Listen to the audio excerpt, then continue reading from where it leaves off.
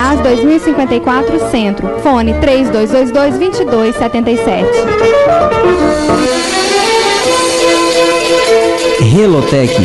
Venda e conserto de joias e relógios. Lá você compra relógios em até 5 vezes sem aumento.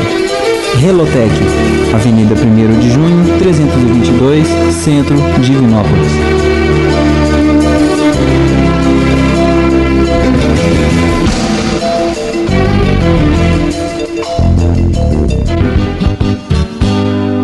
Pão de queijo quentinho, não tem hora e nem lugar.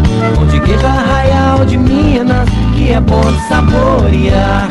Com suco, café ou chá, ele fica bom demais. É costume de toda a gente, tradição de Minas Gerais. Pão de queijo Arraial de Minas, genuinamente mineiro. O pão de queijo Arraial de Minas fica na rua Capitólio, 759, no bairro Santo Antônio. Teleentregas 214-3796. Show de ofertas Fátimas Designers. Cortinas, tapetes, persianas. Faça um orçamento sem compromisso. Ligue 213-1490. 213-1490. Fátimas Designers. Goiás, 1009 Centro. Quase esquina com Bahia. Cicli Alves é sinônimo de bicicleta. São 50 anos de tradição. Avenida Rio Grande do Sul, 547 no centro. Telefone 222-1599. Lembre-se, bicicleta é com a Cicli Alves.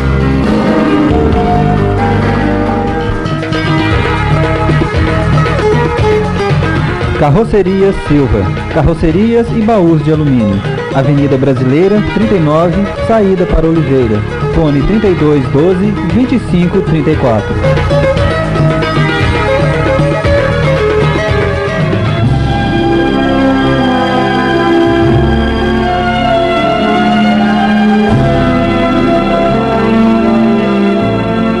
Está começando mais um programa Projeto Futuro.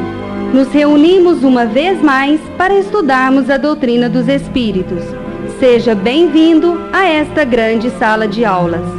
O programa Projeto Futuro é produzido pelo CEP, Centro de Estudos e Pesquisas Espíritas, e tem o apoio da AME, Aliança Municipal Espírita de Divinópolis. Tenham todos um bom dia.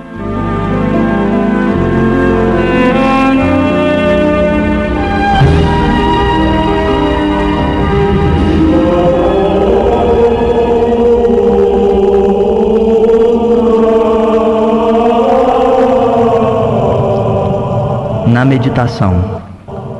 E foram sós num barco para um lugar deserto. Marcos 6:32. Tuas mãos permanecem extenuadas por fazer e desfazer. Teus olhos naturalmente estão cheios de angústia, recolhida nas perturbações ambientes. Doem-te os pés nas recapitulações dolorosas. Teus sentimentos vão e vêm através de impulsos tumultuários, influenciados por 1000 pessoas diversas. Tens o coração atormentado, é natural. Nossa mente sofre sede de paz, como a terra seca tem necessidade de água fria. Venha a um lugar à parte, no país de ti mesmo, a fim de repousar um pouco. Esquece as fronteiras sociais, os controles domésticos, as incompreensões dos parentes, os assuntos difíceis, os problemas inquietantes, as ideias inferiores. Retira-te dos lugares comuns e que ainda te prendes. Concentra-te por alguns minutos em companhia do Cristo, no barco de teus pensamentos mais puros, sobre o mar das preocupações cotidianas. Ele te lavará a mente eivada de aflições, balsamizará tuas úlceras, dar-te-á salutares alvitres. Basta que te cales, a tua voz falará no sublime silêncio. Oferece-lhe um coração valoroso na fé e na realização, e seus braços divinos farão o resto. Regressarás então aos círculos de luta, revigorado, forte e feliz. Teu coração com ele, a fim de agirdes com êxito no vale do serviço. Ele contigo, para escalares sem cansaço a montanha da luz.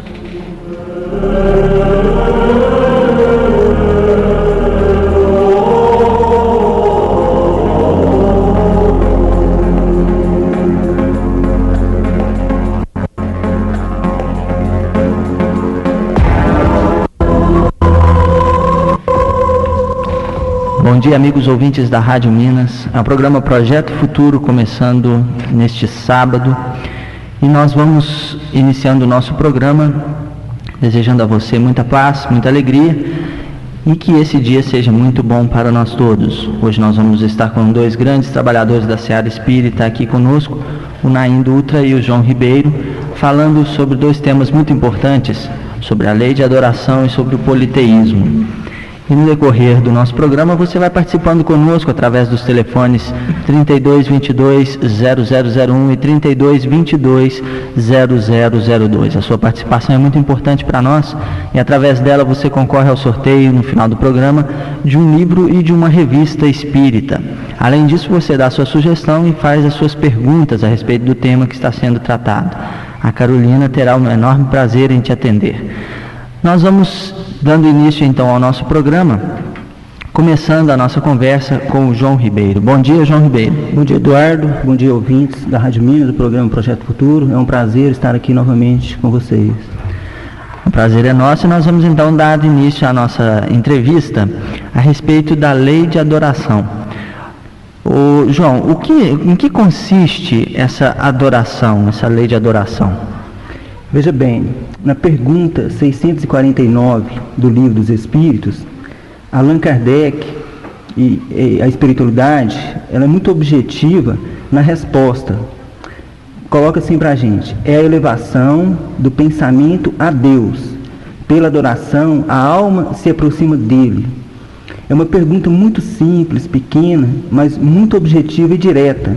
Ou seja, a elevação do nosso pensamento é quando nós nos harmonizamos com as leis divinas, quando nós reconhecemos toda a grandeza, todo o trabalho, toda a grandiosidade de Deus pela nossa elevação da alma, ou seja, quando nós estamos pertinentemente dentro das leis, assim nós reconhecemos a grandeza de Deus. Isso é que consiste a adoração que nós conhecemos, é um reconhecimento pela grandeza do Pai. Então não tem a ver com aquele tipo de adoração que a gente tem costume de ver, como adoração de imagens, como idolatria, não tem nada a ver disso. Não tem nada, nem passa perto, porque nós aprendemos dentro da doutrina espírita, nós vamos tirando todos os tipos de imagens, de mitos, que muitas vezes nos tornam dependentes. E quando nós descascamos tudo isso aí, é que nós realmente temos condições de conhecer e entender a grandeza de Deus. Toda a doutrina espírita nos coloca com muita clareza todos os tipos de mitos, de coisas completamente que não levam a gente a lugar nenhum. Rituais, né? Rituais, tudo isso aí. Outra questão que a gente colocaria é se é necessário para a adoração, se a própria adoração precisa de manifestações exteriores. Quer dizer, esse sentimento que você disse da adoração, a gente precisa de manifestá-lo exteriormente, precisa dessas fórmulas para exteriorizar essa adoração? Olha, não. Por quê? Porque a verdadeira adoração, ela vem do coração. Ela está no coração, né? Em todas as nossas ações. Então, aí é que nós vamos encontrar, né, a verdadeira adoração. No nosso procedimento, com o nosso dia a dia, com o nosso irmão. Aí sim que consiste a verdadeira adoração. Porque essas manifestações exteriores, muitas vezes, não nos levam a enxergar o nosso próximo. E para que isso aconteça, a gente tem que ter o coração puro, tranquilo, né? Então não resolve, por exemplo, se eu não conseguir amar o meu próximo, como que eu vou, né, adorar a Deus? Uma outra questão que a gente coloca seria a seguinte: se Deus tem alguma preferência pelos que adoram dessa e daquela maneira, que ele tem várias formas de manifestar esse sentimento de adoração. E como ver isso? Se Deus prefere determinado tipo de adoração ou determinada outra forma de adoração, ele tem alguma preferência pelos que adoram dessa ou daquela maneira? Olha, Deus prefere aqueles que o adoram do fundo do coração, com sinceridade, aquilo que nós falamos, né? Fazendo bem e evitando o mal. Aqueles que creem honrá-lo por meio de cerimônias que não os tornam melhores para seus semelhantes. Todos os homens são irmãos e filhos de Deus.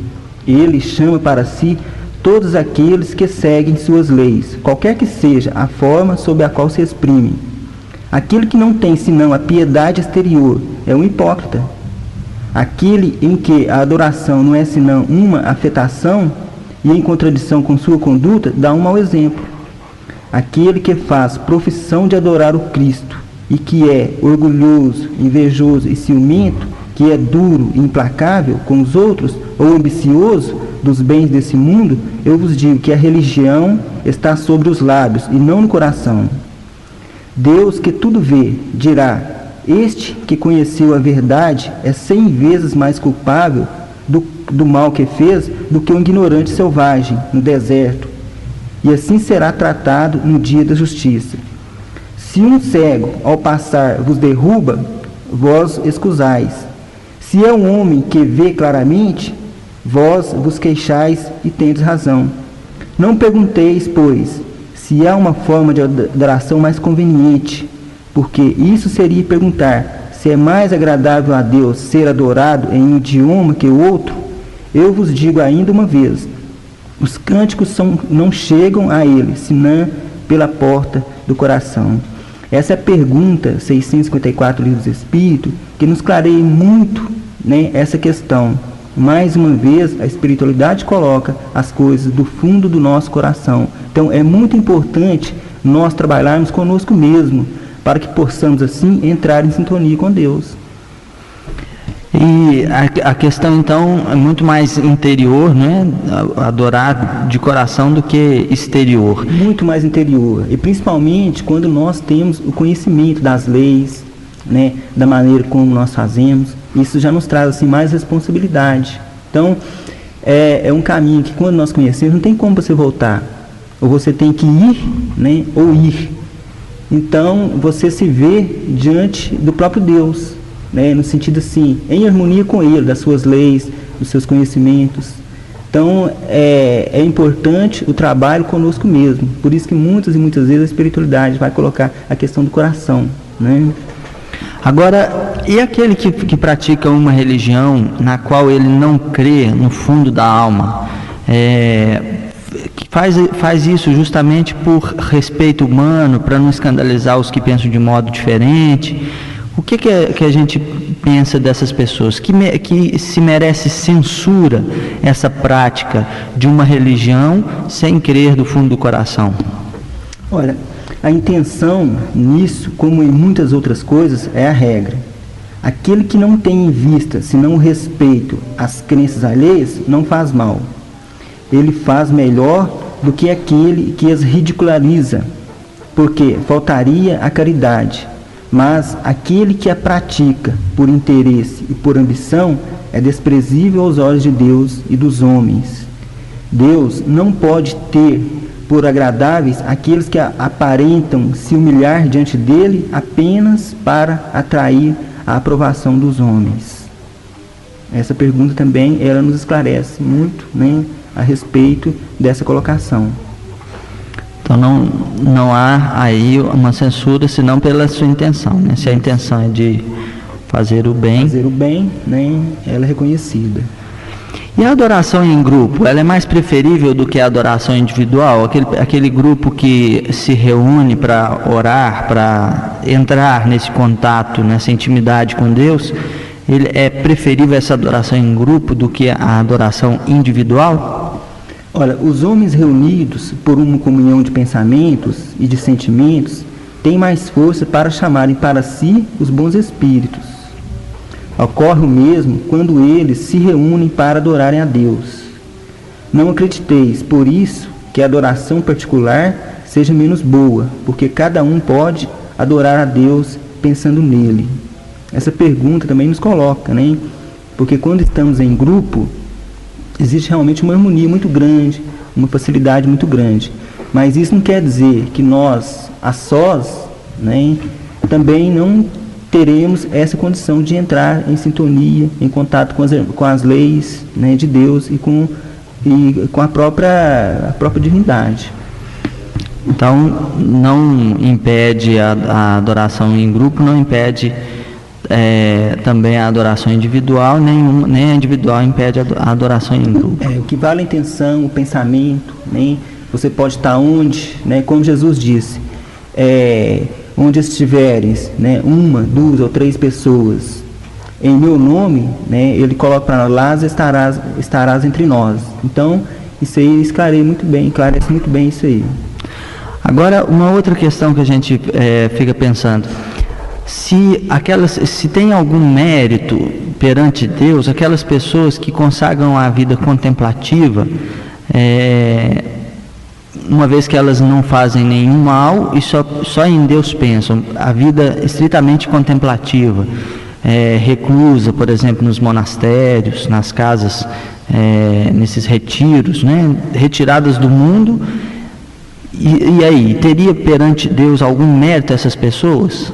Não fazem nenhum mal, mas pensam só em Deus? Como que é isso? Olha, não, sabe por quê? Porque eles não fazem o mal e não fazem o bem, e são inúteis. Aliás, não fazer o bem já é o mal. Deus quer que se pense nele, mas não quer que se pense apenas nele, visto que deu ao homem deveres a cumprir sobre a terra. Aquele que se consome na meditação e na contemplação não faz nada de meritório aos olhos de Deus, posto que sua vida é toda pessoal e inútil à humanidade. E Deus lhe pedirá contas do bem que não haja feito. Então essa pergunta, essa resposta, nos esclarece muito bem com relação a isso, né? Porque muitas vezes temos aquela ideia de que se nós nos isolarmos, vivemos num período realmente de contemplação, estaremos assim chegando mais perto, mais próximo a Deus. A gente vê que é exatamente o contrário, né? É no contato, é no trabalho, nosso dia a dia, que nós realmente vamos conseguir alguma coisa. Porque seria meio incoerente nós nos isolarmos do mundo, né, bem pessoal, e tentarmos conseguir alguma coisa com Deus. No livro Leis Morais da Vida, Joana de Ângeles coloca uma questão bem interessante, né, quando ela diz assim: amar a Deus. Amor é vida. Sem o amor de Deus, que tudo vitaliza, a criação volveria ao caos do princípio. Antes, portanto, do amor, não haveria criação, porque Deus é amor. Sem o amor ao próximo, não se pode amar a Deus. Nesse particular, o Evangelho é todo um hino ao Criador, mediante o eloquente testemunho de amor ao próximo apresentado por Jesus. Em todos os seus passos, o amor se exterioriza numa canção de feitos, renovando, ajudando e levantando os espíritos. Não podendo o homem romper a caixa escura do egoísmo, saindo de si na direção da criatura, sua irmã dificilmente compreenderá o impositivo do amor transcendente em relação à divindade. Quando escasseiam os recursos da elevação interior pelo pensamento vinculado ao supremo construtor do cosmos, devem abundar os esforços no labor da fraternidade em direção às demais criaturas, do que decorre, inevitavelmente, a vinculação amorosa com Deus. Porquanto, ninguém pode pensar no próximo em proceder a uma imperiosa necessidade de fazer interrogações que levam à causa central. O homem constitui, indubitavelmente, um enigma que só a luz meridiana da reencarnação, técnica do amor e da justiça divina, pode ser entendido. Na vida, sob qualquer expressão, está manifesto o amor. Mediante o amor, animam-se as forças atuantes e produtivas da natureza, do mineral, do vegetal, no animal, no homem e no anjo. Dilata, desse modo, as tuas expressões íntimas, dirigindo-as para o bem, e não te preocupas com o mentiroso triunfo do mal aparente. Exalça a vida, e não te detenhas na morte. Glorifica o dever, e não te reportes à anarquia. Fala corretamente e retificarás os conceitos infelizes. Se te impressionam as transitórias experiências do primitivismo e da barbárie, que ainda repontam na terra, focaliza a beleza e superarás as sombras e inquietações. A maneira mais agradável de adorar a Deus é elevar o pensamento a Ele, através do culto ao bem e do amor ao próximo. Desce a dor e ergue o combalido à saúde íntima. Mergulha o pó e levanta o planalto, os que ali encontres. Curva-te para socorrer, no entanto, ascende no rumo de Deus pelo pensamento ligado ao seu amor e vencerás o óbices. Se desejas, todavia, compreender melhor a necessidade de amar a Deus, acompanha o desabrochar de uma rosa, devolvendo perfume à vida, o que extrai do solo em humus e adubo. Fita uma criança, detente no ancião. Ama, portanto, pelo caminho, quando possas, plantas, animais, homens, e te descobrirá, por fim, superiormente amando a Deus. Muito bonita essa mensagem, né? Então essa questão da adoração, ela é bem mais interior. A gente poderia chamar a adoração, o momento de prece é um momento de adoração, João? Tranquilamente. A prece é um momento de adoração, porque é o momento onde nós entramos em harmonia conosco mesmo e, consequentemente, com Deus. Assim, é uma maneira de estarmos orando a Deus. Então, a gente pode, no momento de pedido de glorificação ou de agradecimento, a gente está entrando em contato com Deus, então a gente está no momento de adoração. Isso, porque é importante esse momento da prece, onde nós vamos elevar o nosso pensamento e estarmos em harmonia. E continuar assim, como Jesus disse, né? Orar e vigiar, orar e vigiar. Então é importante nós mantermos o equilíbrio, a tranquilidade, né? Para que possamos estar bem conosco e estarmos bem com Deus. Muito bem. A gente vai dar um breve intervalo comercial e daqui a pouquinho a gente volta continuando o nosso tema sobre as leis de adoração e sobre o politeísmo. Antes da gente falar, da gente rodar o comercial, eu gostaria só de fazer a divulgação do livro de hoje, e nós vamos divulgar o livro que o João trouxe, que é Leis Morais da Vida, do Divaldo Franco, pelo Espírito Joana de Ângeles. Esse livro é um livro da Joana de Ângeles, né, que a Joana de Ângeles escreve, através do médium Divaldo Pereira Franco. Fala um pouquinho para nós desse livro, João, você que conhece. Esse livro, ele vem simplificar aquilo que está no Livro dos Espíritos, sobre as leis, né, as leis divinas, as leis morais. Então ele vem simplificar, por exemplo, a lei de adoração, ele coloca. Então todas as 10 leis que estão no Livro dos Espíritos, Joana de Ângeles vem esclarecendo com mais simplicidade e mais assim dentro do terra a terra. Por exemplo, como nessa leitura, ela nos coloca, por exemplo, adorar a Deus, analisar o que? O desabrochar de uma rosa, o seu perfume, né? A gente ter o contato com uma criança, a gente ter o contato com o velho. Então, assim que nós estamos orando a Deus, né? O que exatamente nos ensinou Jesus. Então, esse livro, ele vem com mais facilidade nos esclarecer e simplificar o entendimento das leis morais. Isso aí, você pode conseguir esse livro na Banca do Livro Espírita, né? Na Banca do Livro Espírita você vai conseguir esse livro, chama Leis Morais da Vida, psicografado por Divaldo Pereira Franco, e o espírito que editou o livro foi Joana de Ângeles. Nós vamos dar um breve intervalo comercial e daqui a pouquinho a gente volta com mais uma parte do nosso programa. Relotec, venda e conserto de joias e relógios. Lá você compra relógios em até 5 vezes sem aumento. Relotec, Avenida 1º de Junho, 322, Centro, Divinópolis.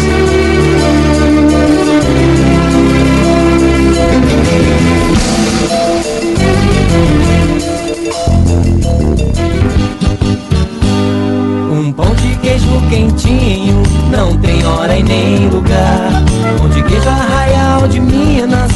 bom de saborear. Com suco, café ou chá, ele fica bom demais. É costume de toda a gente, tradição de Minas Gerais. Pão de queijo Arraial de Minas, genuinamente mineiro. O pão de queijo Arraial de Minas fica na rua Capitólio 759, no bairro Santo Antônio. Espíritos desencarnados, uma aparição, por exemplo, um objeto se movendo, alguma coisa nesse sentido. Se eles achavam que o que estava por trás dos elementos da natureza eram deuses, imagine então a ação dos espíritos sobre a matéria, né? Como eu disse, uma materialização, ou seja, ectoplasmia, movimento de um objeto, uma previsão de alguma coisa que iria acontecer. Então, com certeza, esses fenômenos espirituais serviram para aumentar essa crença no politeísmo. A gente pode perceber também que alguns homens naquela época que tinham uma compreensão maior dos fenômenos espirituais, que às vezes eram médiuns, mas que não sabiam que eram médiuns, tanto porque esse próprio termo mediunidade, médium e mediunidade foi criado por Allan Kardec. Então, muitos homens naquela época que tinham esse dom, né, essa capacidade de mediar os fenômenos espirituais, que eram médiuns, que tinham a evidência, alguma mediunidade, eles eram tidos também como deuses, muitas vezes nas aldeias, né, nas vilas onde as pessoas moravam, e eram tidos como deuses vivos. E a gente percebe até mesmo no Egito, quando o faraó ele era tido também como deus, né? Alguns imperadores romanos também passaram a ser tidos como deuses. Então, esse fenômeno causado, esses fenômenos espirituais, com certeza eles aumentaram ainda mais a possibilidade do homem acreditar no politeísmo, acreditar que existiam vários deuses. E a própria palavra Deus, entre os antigos, tem uma conotação diferente. Deus, para eles, era simplesmente, não era somente o ser que a gente conhece, né? Deus, que a gente ouve falar, que a gente tenta tanto compreender, que ainda está tão longe da gente, ainda está tão longe da nossa compreensão. Mas para eles, Deus era simplesmente espíritos, né? Homens desencarnados, ou seja, espíritos que agiam de qualquer forma, né? De alguma forma que produziam esses efeitos mediúnicos. Essa era a concepção de Deus. A gente percebe, por exemplo, nas mitologias que tinham vários deuses. O deus do vinho, tinha o deus do mar, né? Deus da beleza, deus da sabedoria. Ou seja, tinha um único Deus, um Deus Zeus, no caso, né? Que era o Deus todo-poderoso, né? Que comandavam todos esses outros deuses menores. E hoje em dia, somente mudou a concepção. A gente percebe, por exemplo, a Igreja Romana. Quando o cristianismo estava acontecendo em Roma, e os romanos jogavam os cristãos nas arenas, né, para os leões, foi chegando o tempo que eles perceberam que eles não conseguiam lutar contra o cristianismo.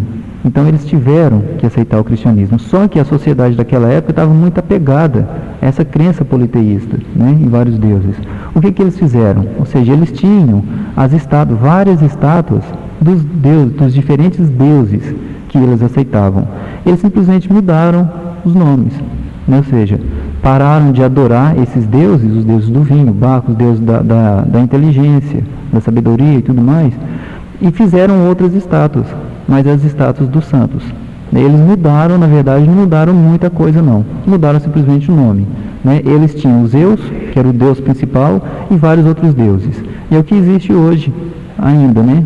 Na Igreja Romana. Existe Deus e vários santos, mudaram os nomes. A questão do politeísmo, então, seria como uma criança no começo de sua vida, no começo na sua infância, ele tem todas as coisas como partes de um todo, e ele é uma parte desse todo. E a mãe, principalmente, simboliza o ser superior que a acolhe. Essa visão de Deus, como todas as coisas, todas as manifestações exteriores são divindades, como era no início, seria mais ou menos uma fase, não, da humanidade na sua infância, não seria, né? É justamente isso mesmo. Isso explica muito bem esse fato. Eles não conseguiam conceber um único Deus responsável por todos os fenômenos que aconteciam nas vidas deles. Um pensamento muito imaturo ainda, né, de infantil. Fez parte, né, da evolução. Ou seja, e a gente deve lembrar que essas pessoas que acreditavam no politeísmo somos nós, né? Ou seja, é o nosso passado. Então, às vezes, a gente pode criticar os indígenas, né, essas tribos inferiores, moralmente e intelectualmente falando, que ainda não chegaram ao nosso grau de evolução, né? Muitas vezes a gente critica essas tribos, mas é a mesma coisa a gente estar criticando a criança que está no jardim de infância. Ou seja, é o nosso princípio. É o mesmo que criticar nossos filhos, né? Isso. Remonta à mais alta antiguidade o uso dos sacrifícios humanos. O sacrifício de pessoas, o sacrifício de animais. Como a gente explicaria que o homem tenha sido levado a acreditar que essas coisas, que esses atos, esses sacrifícios pudessem agradar a Deus? A gente deve lembrar que na antiguidade, né, a gente era, como usando aquele termo que você usou, a gente era bem infantil ainda, né, espiritualmente falando. A gente precisava ainda de muita compreensão. E a gente não sabia e não compreendia que Deus era a fonte da bondade. Então a gente queria agradar a Deus. E nos povos primitivos, a matéria, ela sobrepuja o espírito. Ou seja, a gente está muito mais preso à matéria do que o espírito. Muitos deles nem sabiam como era o espírito, a essência do espírito, o porquê do espírito. Né? E eles se entregavam completamente ao instinto, estavam ainda muito animalizados, por isso eles ainda faziam esses crueldades, né? Mas tem um fato interessante, Eduardo, que, por exemplo, se a gente quer agradar uma pessoa, se a gente gosta muito de uma pessoa, então a gente vai querer mostrar isso através de um presente importante, um presente valioso, né? Então a gente percebe que nessa necessidade de agradar a Deus que os povos primitivos tinham, logicamente eles começavam fazendo simplesmente estátuas, ou em vez de fazer sacrifício, eles queimavam alimentos, fazendo dessa forma. Depois começaram a sacrificar animais e posteriormente passaram a sacrificar pessoas, porque agindo assim, eles pensavam que estavam agradando mais a Deus, porque eles estavam sacrificando um ser humano. Muitas vezes uma pessoa que era importante, e muitos desses povos, eles gostavam de sacrificar jovens virgens. Por quê? Eram crianças que eram criadas realmente para serem sacrificadas, com esse intuito, porque eles pensavam que agindo assim, eles iriam agradar a Deus. E, portanto, eles começaram primeiro nesse sacrifício de animais. E a gente poderia dizer que alguma vez esses sacrifícios humanos praticados com uma intenção piedosa puderam ser agradáveis a Deus? Olha, de forma nenhuma. De forma nenhuma. Agora, a gente deve lembrar o seguinte, que Deus, ele julga pela intenção. Ele sabia que aquelas pessoas que estavam executando aquele sacrifício, elas tinham a intenção de agradá-lo. Na verdade, elas não tinham a intenção de fazer o mal. A intenção delas não era matar a pessoa, mas se para agradar a Deus fosse necessário matar uma pessoa, então elas matavam. Porque o intuito daquele matar era agradar a Deus. Né? Então, Deus, ele julgava, e julga, logicamente, pela intenção. Só que isso nunca foi agradável a ele. E a gente deve lembrar o seguinte também, uma coisa que a gente deve pensar o tempo todo. Como... É a mesma coisa, por exemplo, se eu fosse na sua casa, pegasse a sua televisão e te dasse de presente. Como que eu vou te dar a sua televisão de presente se ela já é sua? A mesma coisa com relação a Deus. Né? Como que eu vou matar uma pessoa, vou oferecer o corpo de uma pessoa a Deus, se tudo que existe no universo foi criado por Deus, se tudo já é dele? Então, às vezes, a gente percebe nesses pequenos sacrifícios que a gente faz no dia a dia. Eu vou parar de fazer isso, ou seja, a gente fica fazendo promessa, a gente fica fazendo troca com Deus. Fala, Deus, eu te dou isso e você me dá aquilo. Isso é troca, né? Eu estou querendo, de uma certa forma, subornar Deus para que Ele me faça um favor. Só que tudo que eu possa imaginar que eu poderia dar a Deus, já é dele, ou seja, tudo que existe foi criado por Deus. Estaria devolvendo, ou seja, se eu quero agradar a Deus, é fazendo uma doação. Não é querer fazer troca, né? Querer suborná-lo, porque isso vai ser impossível, eu não vou conseguir jamais. Nós estamos aqui no programa Projeto Futuro, você está conosco participando dessa entrevista, falando a respeito de lei de adoração, agora especificamente sobre politeísmo, com o João Ribeiro e o Naim Dutra. E você vai participando conosco pelos telefones 3222-0001 e 3222-0002. Sua participação é muito importante para nós. E a gente continua a nossa entrevista com uma outra pergunta. O que devemos pensar daquelas chamadas guerras santas, ou seja, as guerras praticadas em nome de Deus? O sentimento que impele esses povos fanáticos, tendo em vista agradar a Deus e a exterminar o máximo possível de aqueles que não partilham dessas mesmas crenças, a gente poderia equiparar, quanto a essa origem, ao sentimento que excitava outrora a sacrificar os semelhantes? Essa questão da guerra santa, como que a gente vê isso? Olha, a gente deve lembrar primeiramente que essas pessoas que estão nessa guerra santa, na verdade elas estão sendo impelidas pelos maus espíritos, né? E fazendo a guerra aos seus semelhantes, aos seus próprios irmãos, estão indo contra os ensinamentos de Jesus, né? De amar o próximo como a si mesmo. E nós sabemos, por mais que as pessoas estejam divergentes com relação às religiões, nós sabemos que o Deus é um só.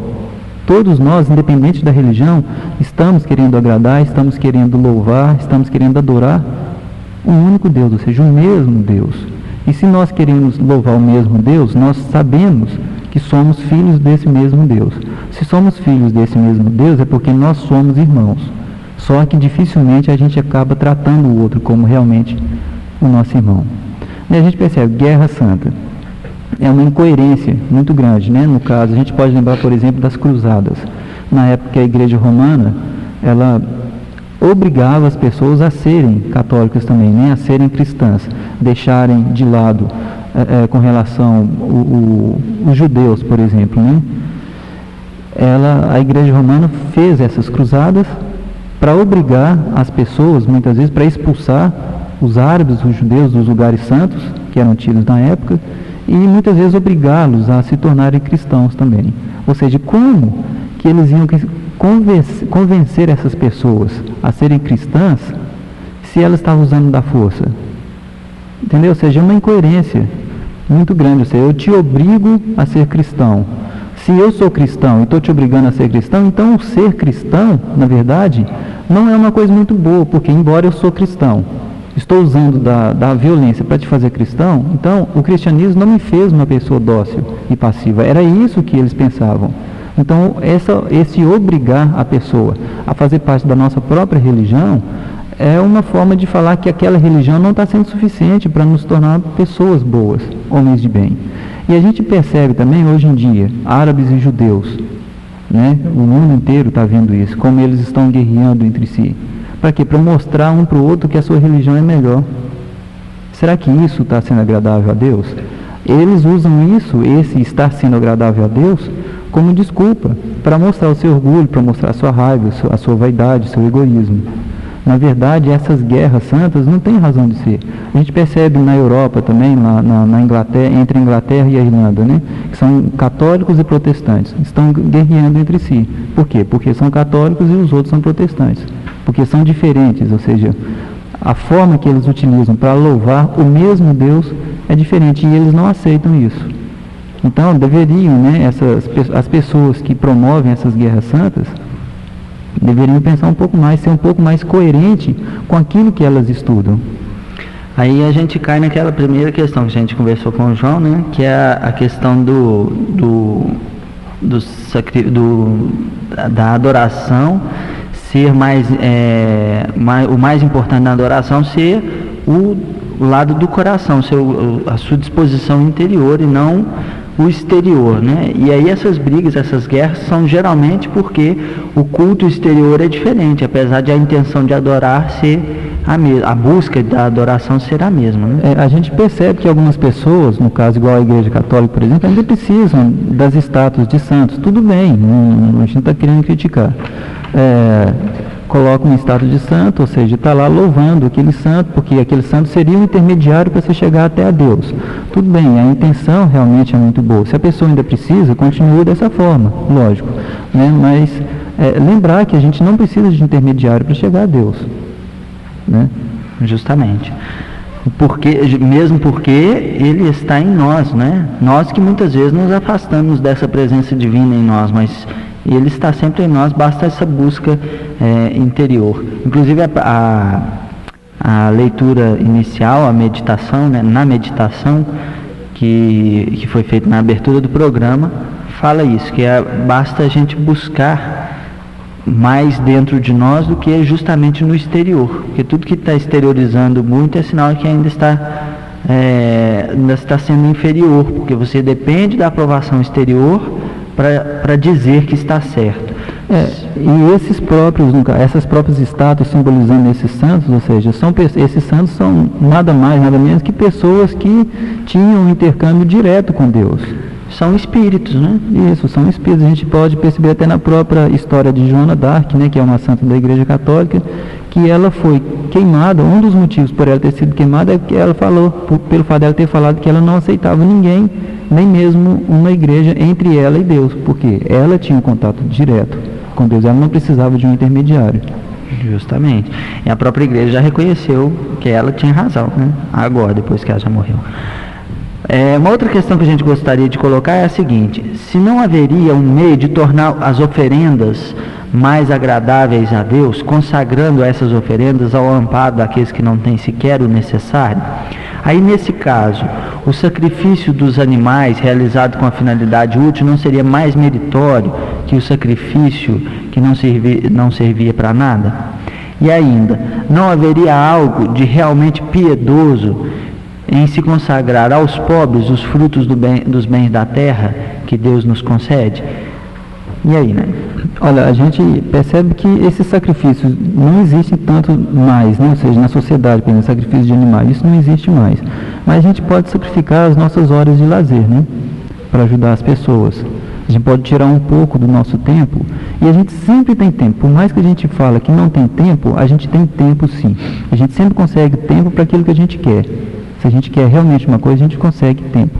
E tem uma frase que eu achei interessante, que foi até título de uma redação do vestibular do FMG, me parece que em 94, que é o seguinte: a falta de tempo é desculpa de quem perde tempo por falta de método.